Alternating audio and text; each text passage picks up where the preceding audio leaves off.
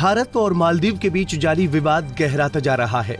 लक्षद्वीप से शुरू हुई कहानी अब भारतीय सैनिकों तक आ गई है। चीन से लौटते ही मालदीव के राष्ट्रपति मोहम्मद मुइज़ू सख्त तेवर दिखा रहे हैं।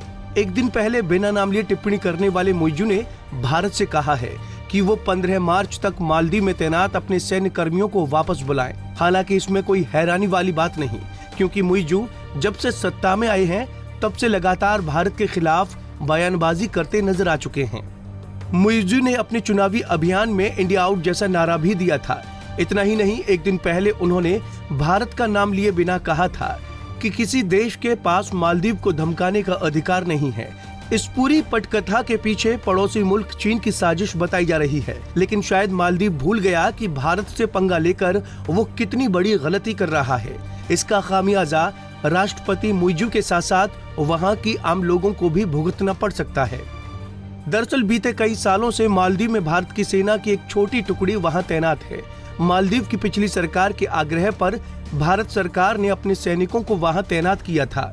मालदीव राजनीतिक रूप से भारत और चीन दोनों के लिए काफी महत्वपूर्ण है। यहाँ 2013 से ही लामू और अद्व द्वीप पर भारतीय सैनिक तैनात हैं।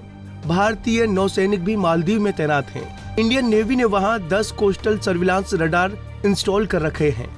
पद संभालने पर मुइज़ू ने घोषणा की थी कि उनकी प्राथमिक जिम्मेदारी हिंद महासागर द्वीप समूह में विदेशी सैन्य उपस्थिति को खत्म करना है।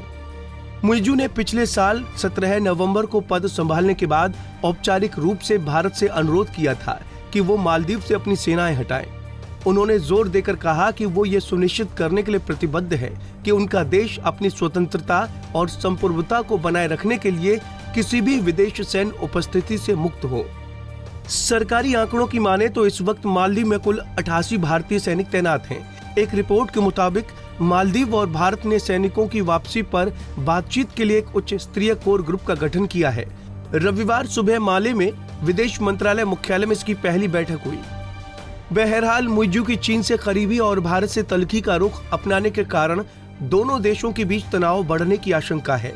हाल ही में उनकी सरकार में शामिल 3 मंत्रियों ने पीएम मोदी के खिलाफ अपमानजनक टिप्पणी की थी। प्रधानमंत्री नरेंद्र मोदी के लक्षद्वीप दौरे के बाद मालदीव के कुछ बड़बोले उपमंत्रियों और सरकारी अधिकारियों की अपमानजनक टिप्पणी के बाद से ही दोनों देशों के बीच राजनीतिक विवाद छिड़ा हुआ है। हालांकि मालदीव के पूर्व राष्ट्रपतियों और मंत्रियों सहित मालदीव के कई राजनेताओं ने इन टिप्पणियों की निंदा की है। मुइज़ू प्रशासन को इन लोगों ने याद दिलाया है कि भारत मालदीव का करीबी और महत्वपूर्ण भागीदारी है, लेकिन मालदीव शायद ये भूल गया कि चीन के इशारे पर काम करने वालों का क्या हश्र होता है। Bureau report, Punjab Kesari TV.